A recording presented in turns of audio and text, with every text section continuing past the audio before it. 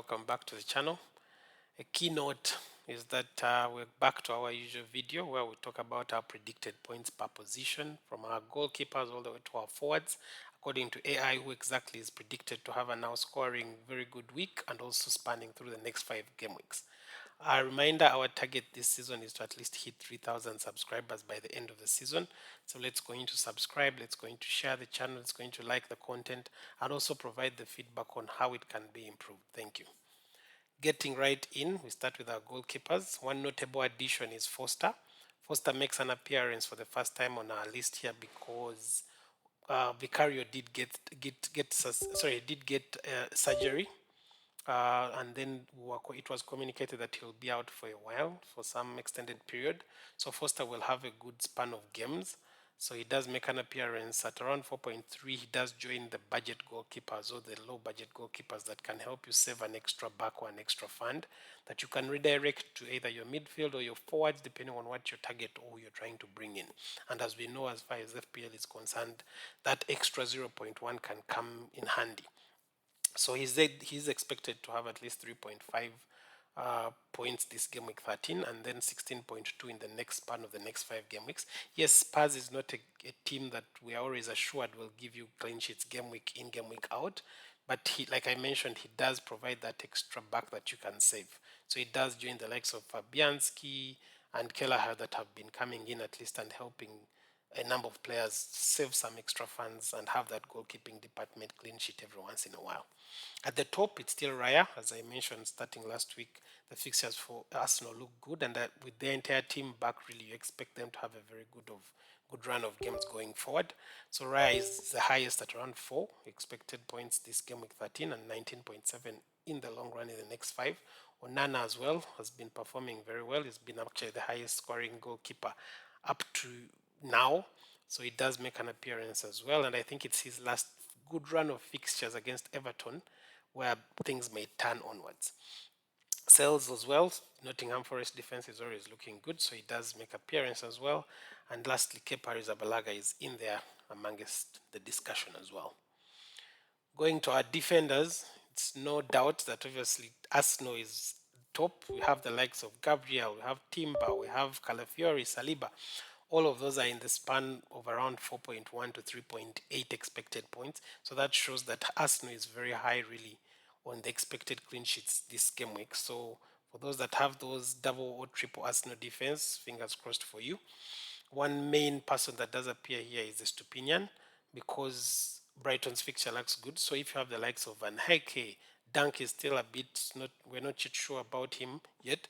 But for someone like Estupinian, Van Hecke, or even Verbruggen that we did see in the goalkeeping list before, you do realize their fixture is also very good and they're actually at the top as well for those expected to have clean sheets this game week. Pedro Porro does make an appearance. He did have a clean sheet and a goal in the previous game week. And Milinkovic as well does, as we mentioned, Nottingham Forest as well. Going directly to our midfielders, it's no brainer. Palmer is at the top of the list, expected around 7. That's because of the defense that Aston Villa has been showcasing. They have not been performing. Their defense has not yet, so I think they will come back Konsa this week, but still, throughout the entire season, their defense has been quite shaky and quite leaky. So, Palmer, who is among the shouts of the captaincy that we shall talk about later, is among those top 3 or top 4 people that we do believe would be very good captaincy shouts this game week. So he's at the top of the expected points in our midfield. That's at around 7.0 with around 32 in the next 5. He has not returned in a while. So fingers crossed for those that own him that maybe he can get one of those game weeks where he gets to score 4 as we've seen before. Mbeumo, personally in my team, I think he's having the last I would like to call it the last appearance. It's either between him and Bruno Fernandes as far as my team is concerned, because Manchester United and Brentford's games take a turn after this, because they all play very good fixtures this game week 13, but after that they have a difficult good run of games before their games at least get better again, as we shall see. Then he's second at 6.7 this game week because he does play Leicester. Son makes an appearance. He's third at 6.1 with an expected 2.8. He has been returning mainly assists really in the last 2 or 3 game weeks. And the biggest difficulty as an owner of Son is that his minutes going to be managed. and he's not yet there. He's not the Son that we know. He's not fully fit. He's not fully sharp in the box as well, because he had a number of opportunities where he could have shot in the previous game week, but he was reluctant to take the shot either on his weaker foot or even on his preferred foot. Bruno Fernandes, like I mentioned, they play Everton, which is a good fixture for Manchester United.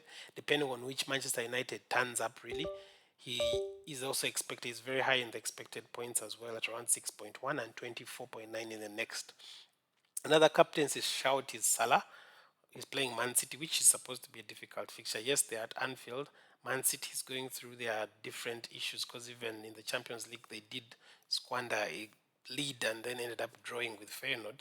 But it still is a difficult fixture, because these are two rivals who have been at it for the last 7, 8 years. So to me, it will still be a difficult game week for him.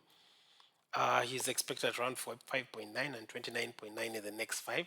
Saka, who is the person I'm going to talk about in my team selection, because his fixtures look good, as we mentioned Arsenal. I do not have him yet. My plan was to switch him from Buemo, but that is before I made the current change that I did make for one of the forwards we're going to talk about next. So he's one person I'm looking in to bring in very anytime soon. Mitoma makes an appearance, as well as Odegaard, who has also been performing very well ever since he returned.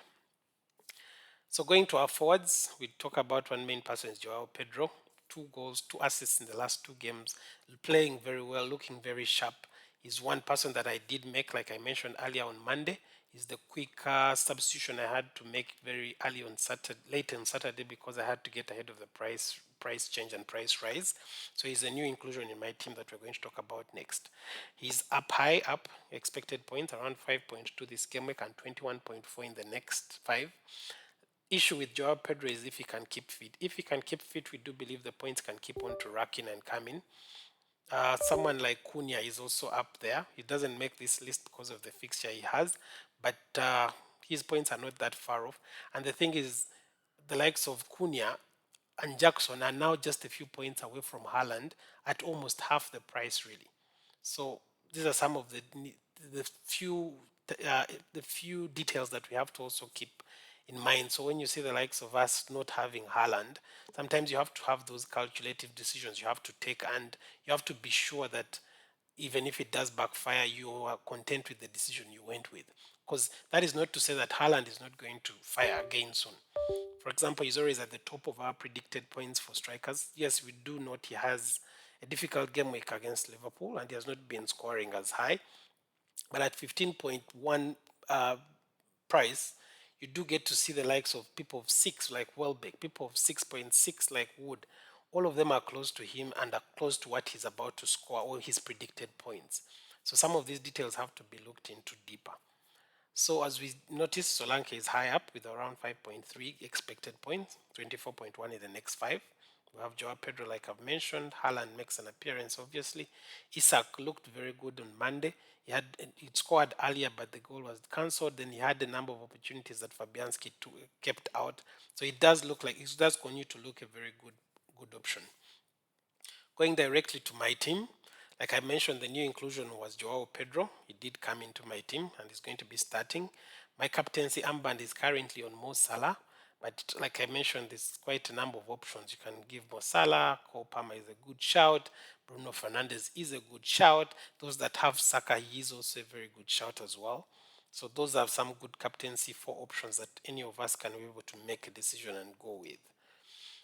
That's how my team will be lining up as for now. I do not believe to make any changes, but like I mentioned, for planned changes, I think going forward with the way the fixture changes are fixture run of Brentford and Manchester United, I believe one of them will make way for Saka so that he can be able to get in, because as you can see, the fixtures become a bit tricky for Brentford. So the possible people that I believe could be going out to make room for Saka would be Mbeumo or Bruno Fernandes himself, because their fixture run really does get a bit tricky going forward after this fixture. Thank you so much. My bench continues to have Raul Jimenez, Lewis, whom I'm skeptical about starting, but with Konsa back, I think I prefer Konsa, and Fabianski, who's also still performing very well. FPL responsibly, and catch you next time. Thank you.